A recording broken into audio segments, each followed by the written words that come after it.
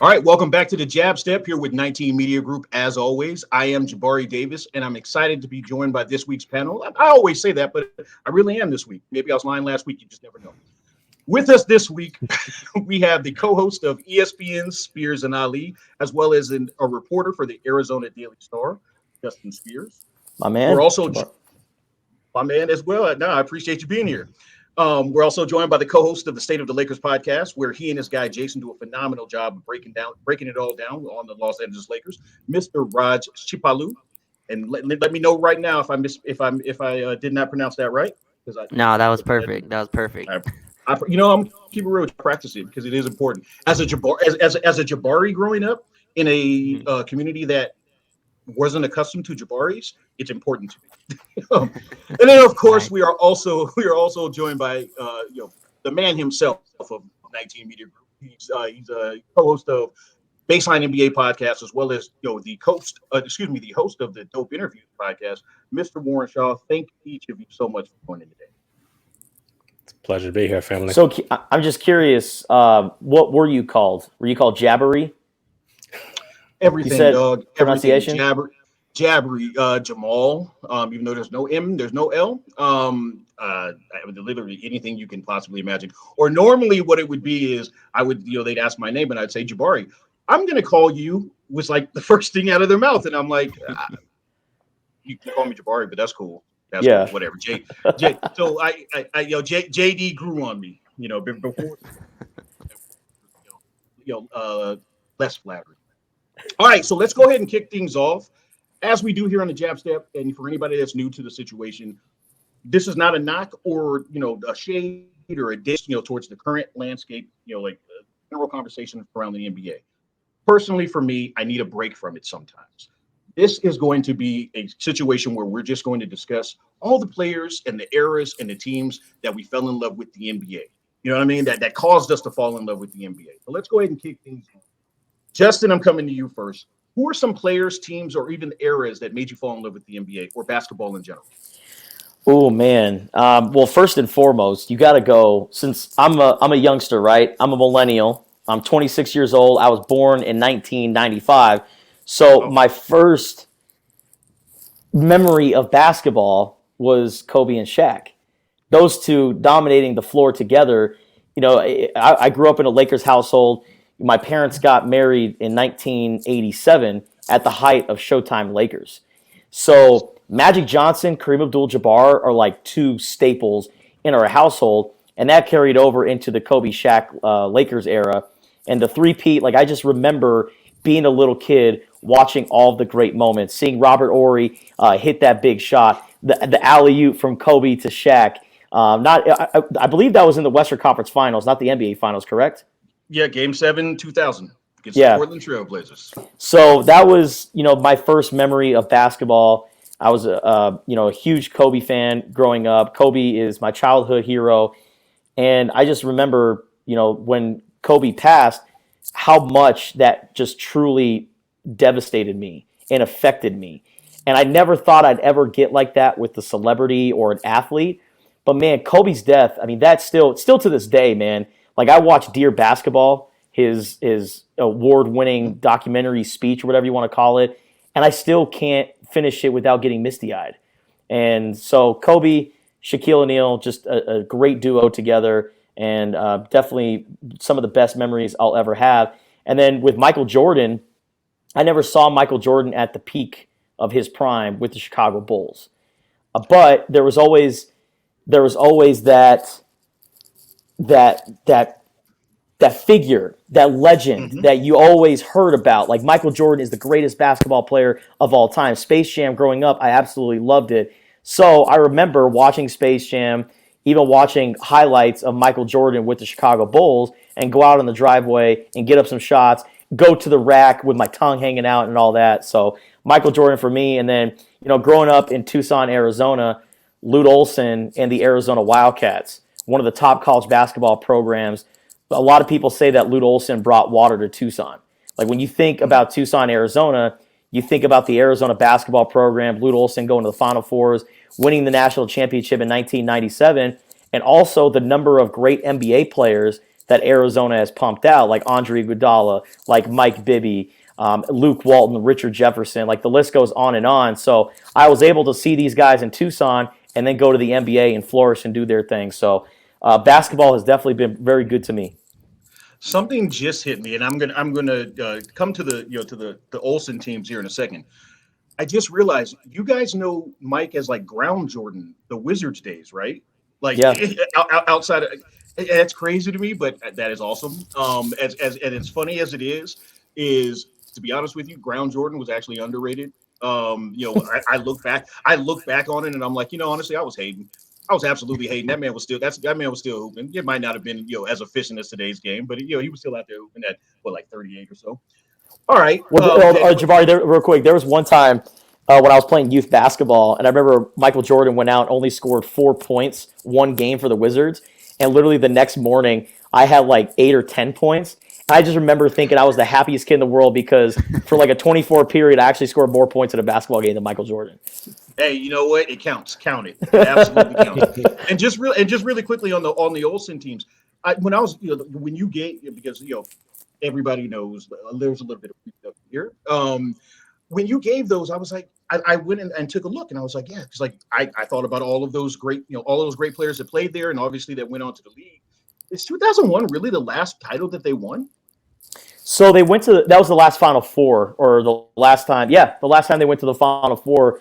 They played Duke in the national championship. Ever since then, they haven't gone to the Final Four, and that's what a lot of people were so frustrated with Sean Miller, was that he's been there for 10 years or 12 years, and it's like, okay, you've had all these great teams, you have all these great players and all these lottery picks, but you never were able to get to the Final Four. And then eventually towards the latter part of the Sean Miller era, a lot of Arizona basketball fans were like, damn, I miss those Lute Olson days. Like, those were just so much fun and it was also a different era too, right? Because Lute Olson didn't have the one and done guys. Like, the guys that he was able to get, they were able to stay for 2, 3, even 4 years, where Sean Miller's best players are only here for a year and then they're going to the NBA draft. So Sean Miller was relying on 18, 19-year-olds to be the bulk of the scoring and the production, and where Lute Olson was relying on a lot of upperclassmen. And I think that's why you see guys like Jay Wright at Villanova. He's got more national championships than John Calipari, the guy who's really made one and done what it is. So,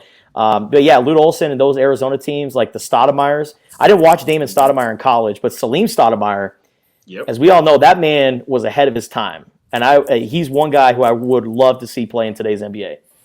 Yeah, you know what? We're going to get to that here shortly, but let's go ahead and kick it over to Warren.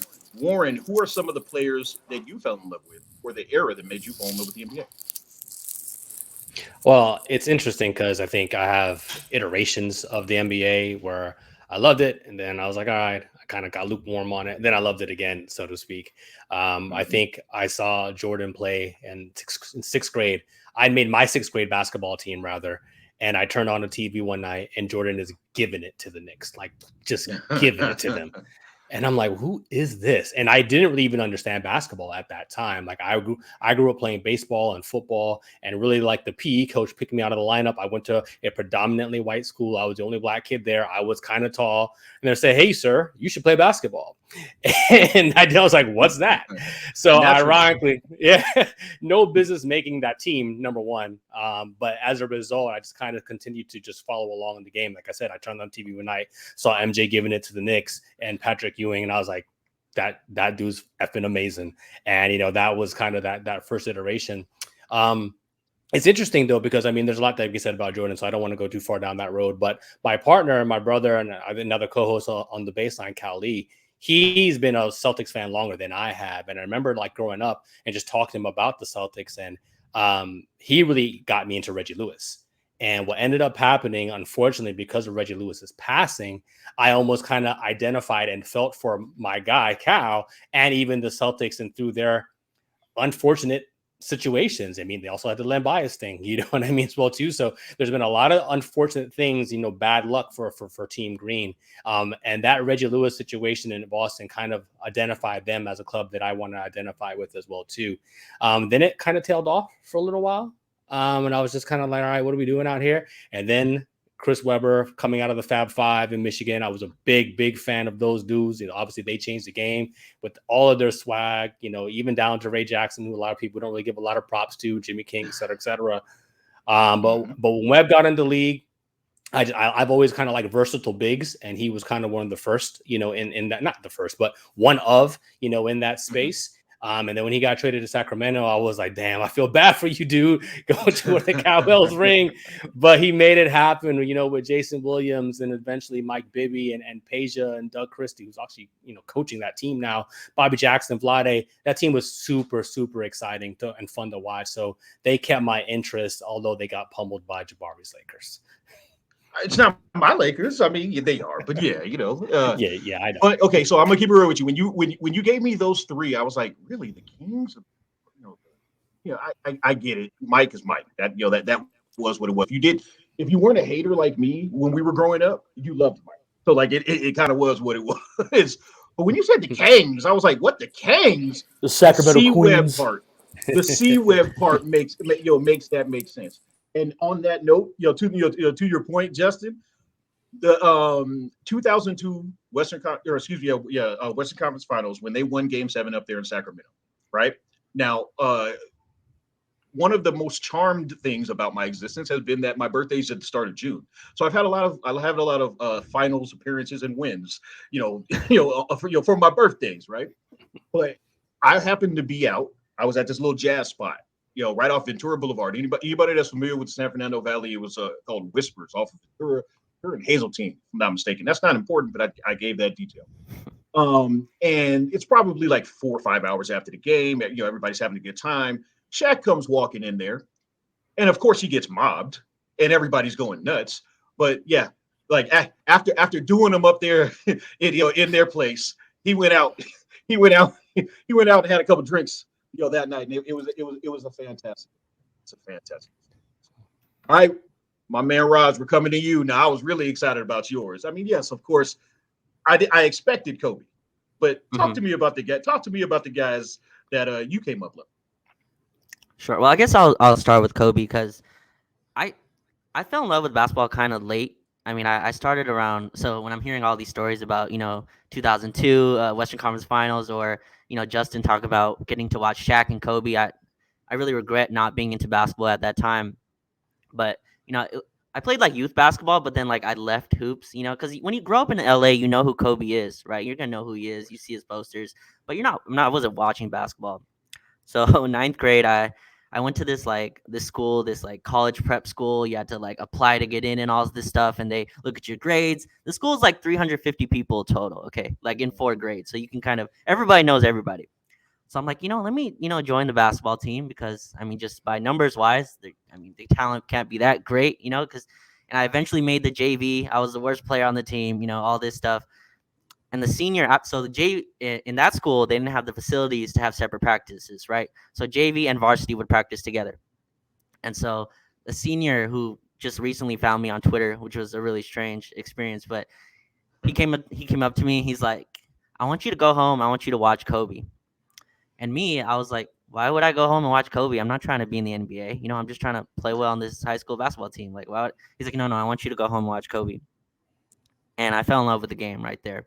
And back then, if you lived in LA, you only got the road games because I didn't have cable. We didn't have cable in our house. So we only watched KCAL 9. So Joel Myers was like my Chick Hearn, which, is probably a real disservice to Chick Hearn. But like, Joel Myers is the guy I grew up. And he's a guy that I thought he did a great job, and I think it's a disservice he's over in New Orleans doing what he's doing. But that was my like way into Kobe, and I fell in love right then. And since that was the 2007 season, so it was right before they traded for Powell. So like I started watching, I think, in December. I haven't missed a game since. But yeah, that's how I kind of fell in love with the game and fell in love with Kobe and the Lakers and the whole team. And I didn't know anything about the rest of the league, and that's where the other guy in the picture comes in. But yeah, to start with Kobe, yeah, that's where my love of the game definitely came in. I'm not mad at that. And look, I don't have to wax poetic about Kobe. Everybody knows how I feel about him, about his game. It is what it is. I actually want to talk about the other guy in the picture for a quick second, because look, I'm sure the rest of you can also attest to this, or maybe you agree with it. it bothers me that so many people like dog out early aughts basketball. And here's the thing: like I recognize, statistically, it's not as efficient. The pace of play wasn't as fast, or wasn't as up tempo. I get that. The game has changed, but there was a lot of great basketball still being played. Oh, There yeah. was still, and guys like Monta, while yes, flawed, of course. I sometimes I just like guys that go out and get buckets. I can appreciate a guy that can go out and get buckets. And my fantasy team at the time definitely appreciated that.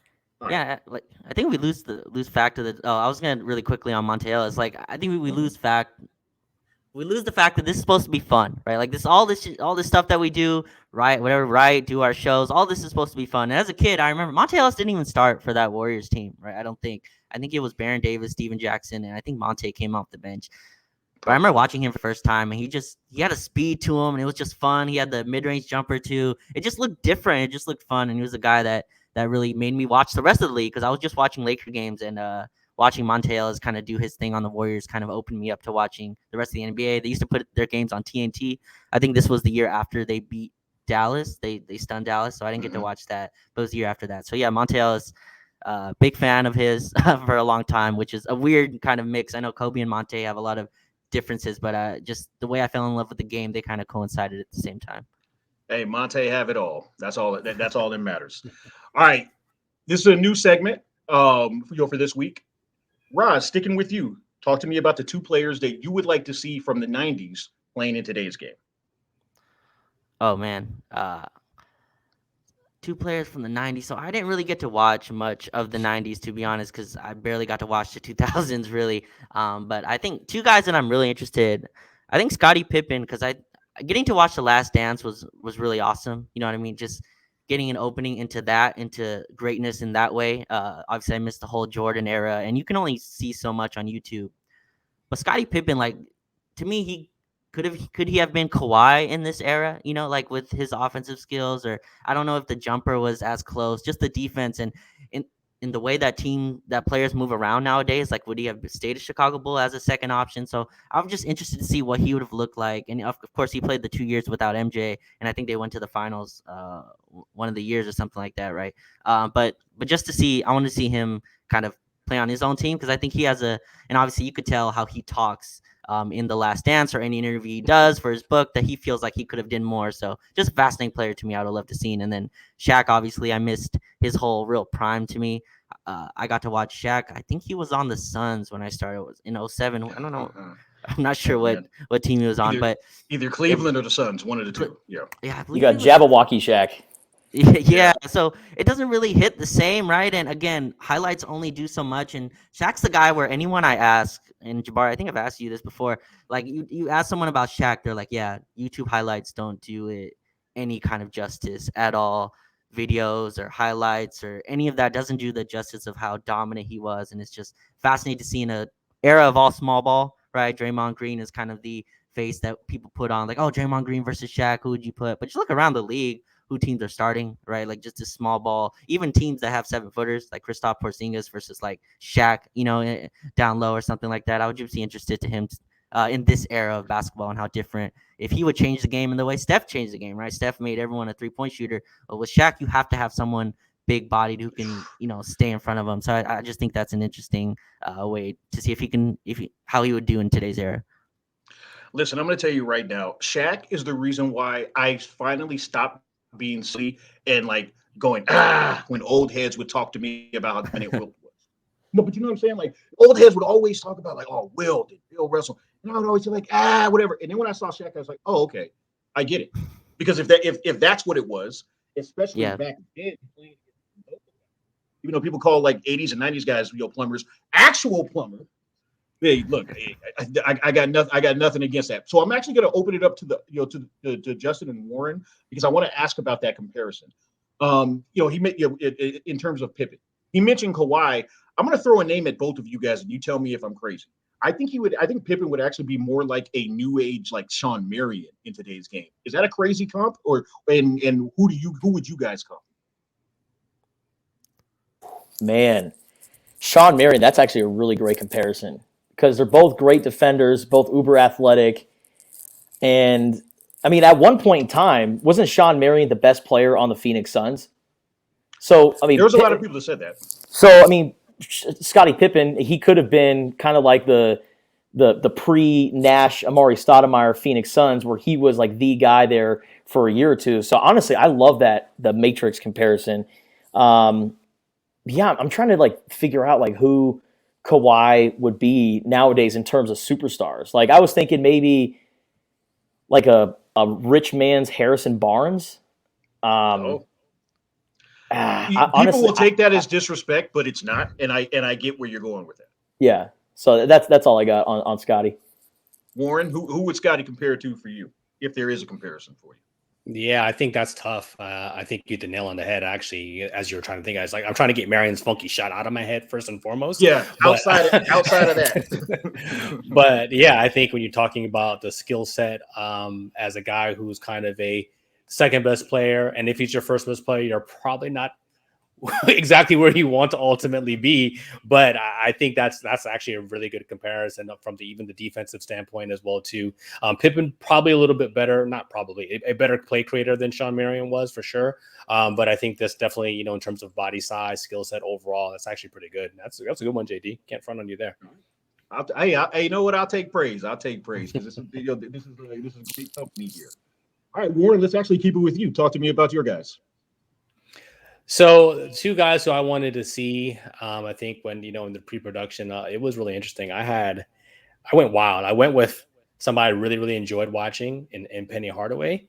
And then I went with somebody who I wish I could have saw more of in Arvydas Sabonis as well too. Because I often wonder if Sabonis could have been Jokic. Now he doesn't have he wasn't dribbling up the court like Jokic is now for sure, but the passing skills, and just because it wasn't allowed and wasn't expected out of your 5-man at that time, you go back, he's averaging like 2-3 assists. But if you saw how he could pass, and obviously before he came over to the league, he had obviously a great European career, so to speak. I just wonder what he would be able to do, especially in the age of Jokic right now. So I think that'd be like immensely fun for me to play. I don't even know if he's in 2K. Maybe I should try to go see if he's on the all-time Blazers or something like that, and try to rock out with that or something like that too. But Penny, I mean, we all know what it is. I think if you were ever do the jab step again and do a segment of players whose careers got cut short by injury, yeah, he's right up there at the top of the list. Grant Hill, Brandon Roy, et cetera, of kind of newer school guys, if you will. But Penny, man, I love that dude. I it's just one of my all-time favorites. And talking about 2K, I still go back and trade him to my teams right now just because I can't get enough of the dishing and his athleticism. Not the greatest of shooters, but he got the job done outside, especially for sure too, and obviously a great playmaker. So here you are doing programming, because like as soon as you said Penny, I was like, you know what? I'm going to ask them this question. So I'm going to go exactly there right now. I'll ask the panel. Warren, start with you. Who's your biggest what if guy? What if their career had been they hadn't gotten hurt, or whatever the case, whatever the circumstances were? So my heart wants to go with Penny, right? I think we saw a good amount of him, and I think we saw a good amount of Grant Hill as well too.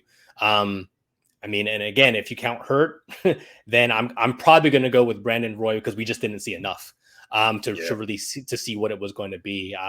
We had our guy, Danny Moran, come on, and he talked about kind of the Blazers' love and what Odin and Brandon Roy and LaMarcus could have done together had they been able to all withstand some of the injuries that they had. So for me, I'm going to cop out, because while Brandon Roy wasn't my favorite of this trio specifically, he's the one we saw the least of. So it's like, damn, well, what really could have been had he been around? And I'm going to throw a kind of a morbid twist into this as well too. Obviously, we talked about Reggie Lewis earlier. So I wish, just if he could have stayed alive, and obviously Drazen Petrovic, one of my all-time favorite dudes. I really wish we could have, got to see more of him as well too. So RIP for those gentlemen. But yeah, I think it's a great question. Those are all great ones. Justin, what about you?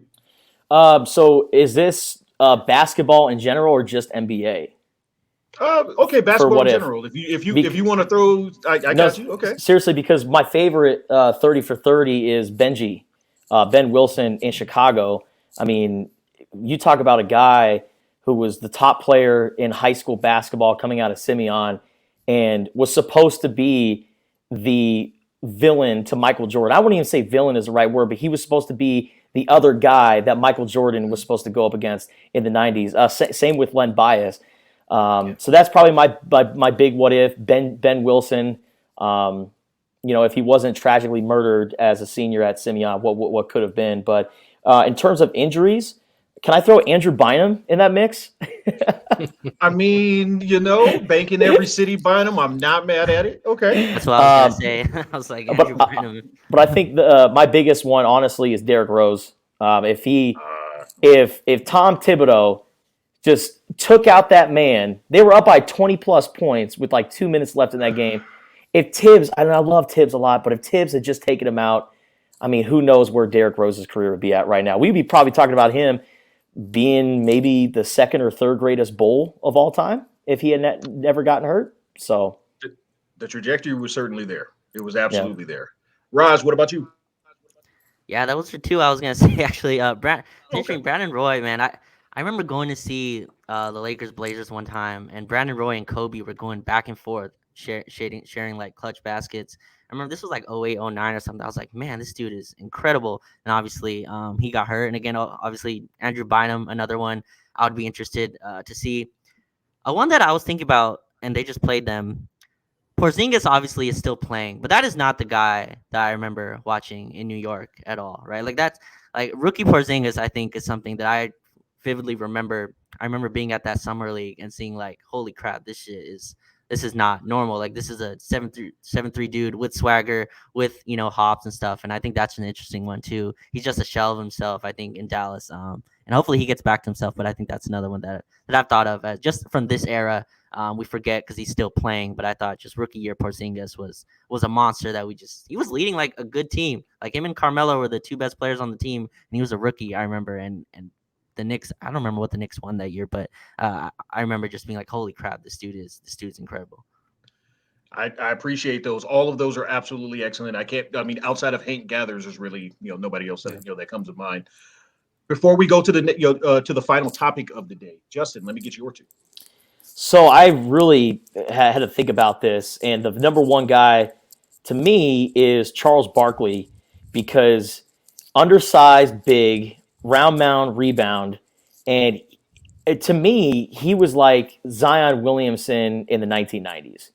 And I also think about all like the great opportunities for him to be like a small ball five, like Draymond Green with the Golden State Warriors. I think about, man, if you put prime Charles Barkley in Draymond's position, how great that team would be. It would be absolutely off the charts. So Charles Barkley, and what's that? I just want to. I'm only interrupting only because think of where we're at even in the social media area right now. Barkley in this era, these yes. Imagine think he's going viral on TNT. Holy hell! If he was still playing, Justin. Wait, I have to ask this question specifically, and you know what? We're going to go a little bit long, folks. Okay, it's all good. How much of his career did you guys see? And this isn't like old head, but I'm asking because. Oh, okay, got it. Yeah. So Chuck in today's NBA with Twitter. Oh my goodness. Just go out there and Google Chuck. Just Google him. Google some of his exploits. Google fan, Chuck plus fan plus bar, the Nike commercial. I mean, across the board, Look, Chuck, it's no secret. Chuck is one of my favorite players of all time. But the reason why I really appreciated that you brought him up, and actually both of them, is because I sometimes think like these folks don't know these guys. You've seen the highlights. You've seen the highlights, of course, and that's not to take anything away, but it's the same way that while I could tell you about Bill Russell, I could tell you about Will Chamberlain, I can't really break down, give you in-depth analysis contextually of what they were.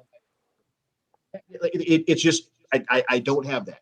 So I never really hold it against anybody, but it is funny to me because people nowadays, they see Chuck, Warren, kind of to your point, they see Chuck more as the NBA on TNT. The personality.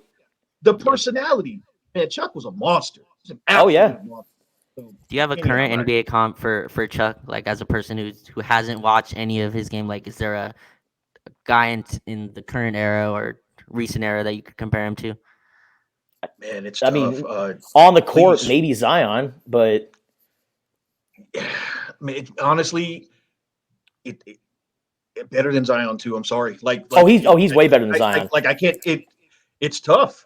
Like maybe Zion at his absolute, with what we think his absolute best can be, combined with Miles Bridges. I know that's going to sound like a weird combination, and Warren, go ahead and laugh at me, but like something like that, like, but it's really because there is no actual comp right now.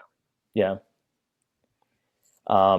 And I think the other guy that I had was Hakeem Olajuwon, just because the most underrated center of all time. And it's kind of like, what you were bringing up earlier, Jabari, about, with Shaquille O'Neal. It's like, yeah, but what about Kareem, or what about Wilt Chamberlain? All these great players. It seems like Hakeem Olajuwon kind of gets lost in that mix, unless you're an absolute hoops head and Hakeem Olajuwon and the career that he's had. But I mean, the dream shake, his ability to pass the ball as well. Like, you go back and you look at Hakeem Olajuwon, he was so skilled and definitely ahead of his time. And I would love to see a big like that, because you put him in today's NBA, I think he's Joel Embiid times 4, to be honest with you. Yeah, Hakeem released, and Warren, please chime in on this one. Hakeem released in today's NBA would just be unfair.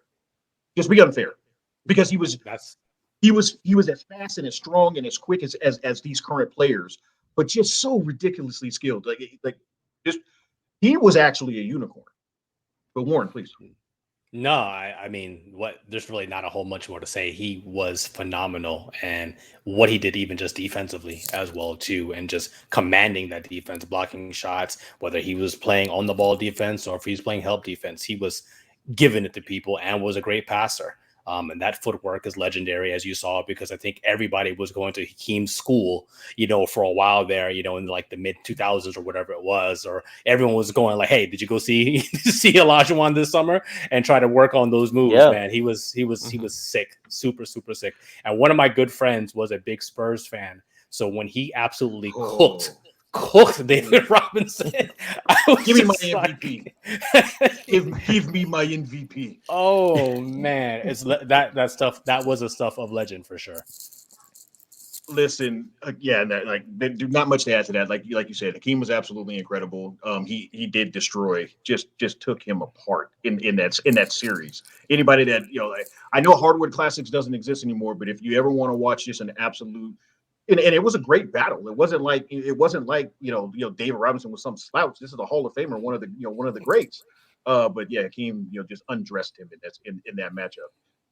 Just really quickly, Warren, would you have Hakeem in your top 5 centers of all time? I do, but I'm just wondering if you do. Yeah, I think you. I don't know. I don't know if I really thought about it, but I think you have to. You have. So we're looking at Kareem, Wilt, Shaq.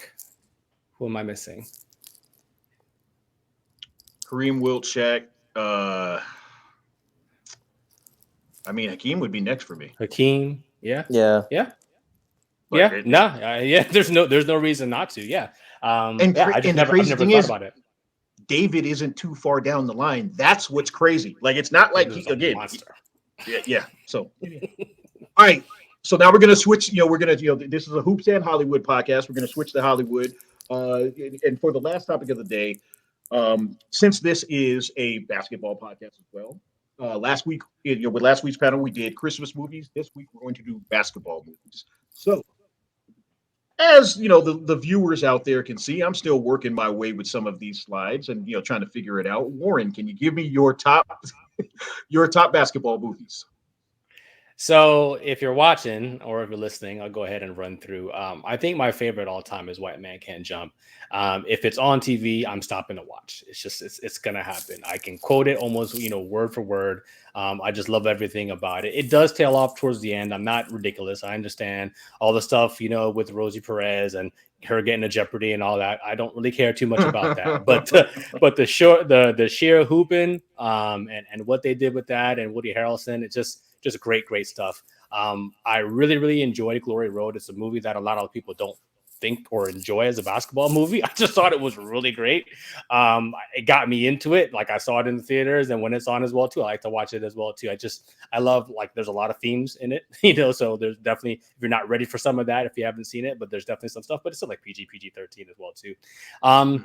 Yeah, and then it's like you struggle because it's like, oh, is there a He Got Game in there and all that stuff like that too? But for me, it's Blue Chips only because I was growing up around that time, and getting to see Penny and Shaq before they were actually team up together in Orlando was simply amazing.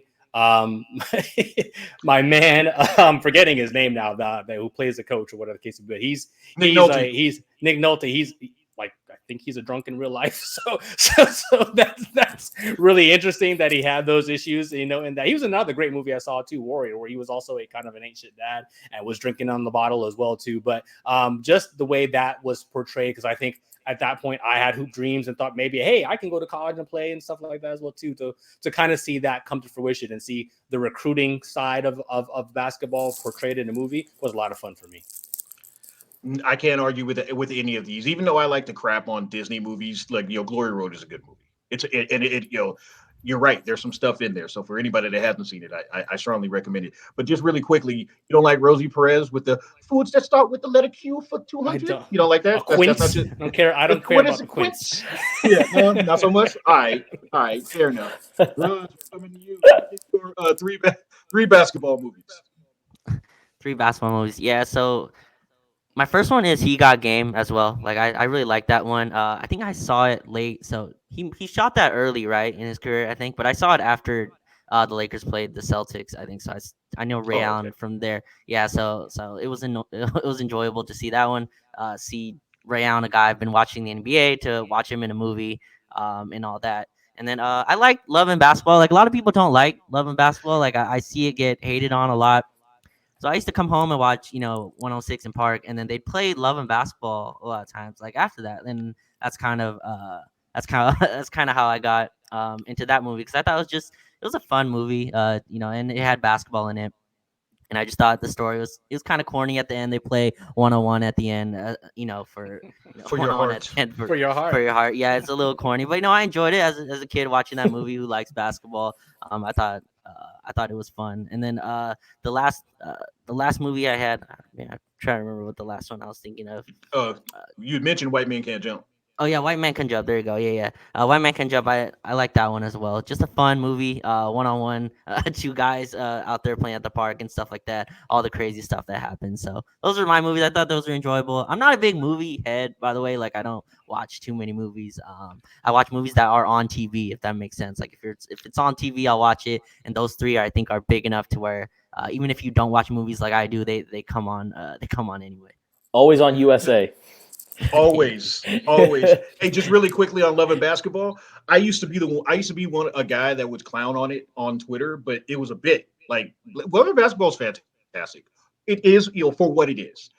Yeah. It is a story of a dude that is dogging his future wife the entire movie. That's not the role model for sure. Which is also very funny. Took it to Burger King. But either way, I cannot disagree or clown either of them. All right, you guys already saw the slide. Justin, let me get your 3. Yeah. Well, first of all, with Love and Basketball, the little game that they played about halfway through, I tried doing that whenever I had acquaintances come over in high school. It's like, all right, let's play this. Let's play this little basketball game inside. But I digress. Where are you? They were at work, man. This is during break. Anyways, I digress. But my 3 movies, Glory Road, I remember seeing it in theaters, and I just remember thinking, like, it just left me speechless. Even, as a little kid, like, seeing a movie like that, it was incredible, man. And the actors that they had in it, like their starting point guard, every single time I see him, I'm like, oh, that's Boobie Miles from Friday Night Lights. It's just such an incredible movie. And Disney movies, I mean, they really hit this one out of the park. And Remember the Titans is always a movie that's like near and dear to my heart. But when I actually learned about Remember the Titans and how much they changed the story for it, like the fact that the guy, the defensive coordinator, Coach Yost, with his daughter, apparently in real life he actually had an entire family. But they're like, you know what? It's better for Hollywood if we just have this guy with his daughter, a single guy with his daughter. But anyways, Glory Road, they got all the facts right. And it's what was so eye-opening to me was that you see all the issues that was happening back in that time. And that's not far from today. Like when I was watching that movie, actually a couple years ago, I'm like, why did I catch this the first time? When they announced the starting lineup of the Kentucky team that they played in the national championship, Pat Riley was on that team. Yep. Yes, sir. And I'm like, oh my God, that wasn't that long ago. So eye-opening for sure. Then the next movie was He Got Game. I mean, that's just the best, man. Honestly, that's my like a top 3 Denzel Washington movie for me. It's like Training Day, Man on Fire, He Got Game. And that movie, Jesus Shuttlesworth, Ray Allen, I have a Jesus Shuttlesworth shirt, and it's just so great. And what was so cool about it was it's kind of like the story with Blue Chips and how college recruiting works with basketball. But then it was just a part of He Got Game where you had the guy who was coming over and picking up Jesus Shuttlesworth and driving around in the convertible, talking about all the issues if you let in certain people into your circle, and you got to be thinking about yourself and being selfish and not have these leeches. And then the entire time that his girlfriend was like helping him out, she was also sneaky links with this agent dude or whatever that guy was. And then my favorite part was when Denzel Washington goes over to the guy and just gets him right in the throat and just walks away all smoothly. And then Above the Rim is a great movie because, we see the picture here. I don't even know the actor's name. I just know him as Julius from Remember the Titans. Oh, Wood Harris? Yes, and I also know him from the movie with Cameron and Paid in Full. Paid in Full.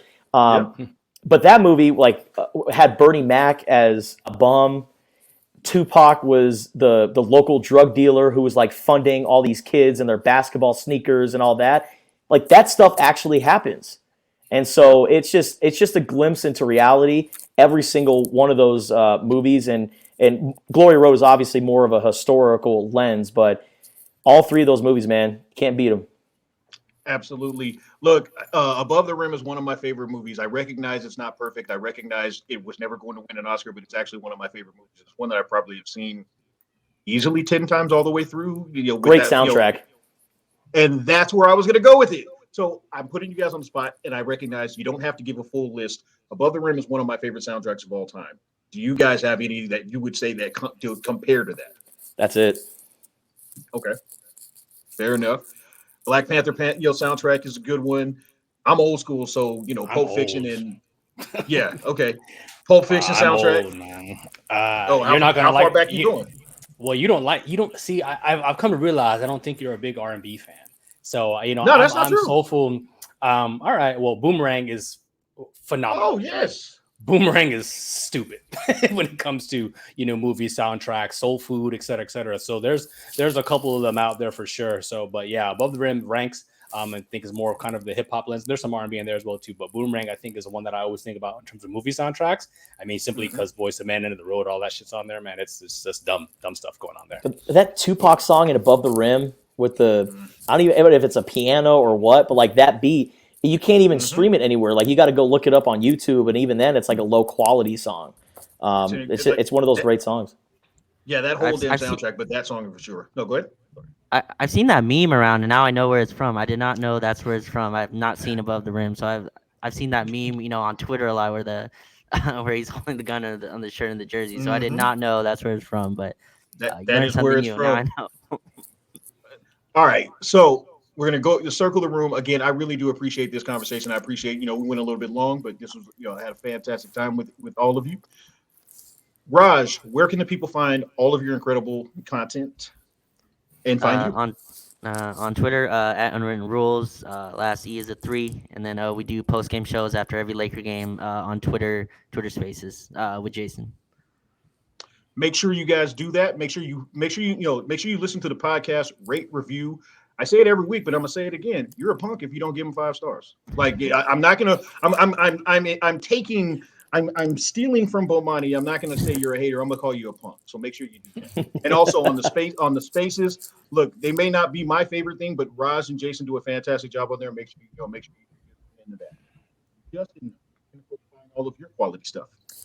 So if you're in the Southern Arizona area, you can listen on ESPN Radio on 104.9 FM, Spears and Ali, or you can subscribe to the Spears and Ali podcast wherever you listen to podcasts. I'm also covering college basketball for the Arizona Daily Star. And so Arizona doing big things right now. So I'm writing for Tucson.com. And if you want to follow me on Twitter, at Justin E Sports. Make sure you do that as well. Justin is fantastic, and I wouldn't done. Folks know me enough to know I wouldn't have him on here if I didn't mean this. He's a fantastic follow. You're a great guy, great host. Make sure you support him as well. My man. All right, Warren, close us out, man. Close us out. Site owner. I do that with you, family. So at the end of the day, what we do together is amazing. So thanks for bringing me on your next endeavor here on the Jab Step and introducing me to these fine gentlemen as well. You can find me at Shaw Sports NBA on Twitter. You can definitely find us at the Baseline, at NBA Baseline, releasing our shows, and make sure you're following Dope Interviews. That's my solo joint where I'm getting to talk to, people from the worlds of entertainment and music and so forth, and, not doing the basketball and sports stuff too much there. So don't be humble. Drop some names. Man, I'm not even like that. O'Shea cool. Jackson Jr., Oh, man. Who else? Little Cube? Yeah. Oh, no, he's got some names. Yeah, we did O'Shea. Anyway, we got Mac Wilds and Vernon Davis. So it was cool. We bubbled in a little bit. We bubbled in. Oh, he's just being casual. Bro. This man is the next Byron Allen. He's going to be the one buying TV stations for $28 million cash here in 10 years. Warren, you're the man. Guys, I really do appreciate it. For Raj, for Warren, for Justin, this has been the Jab Step. Thank you for watching.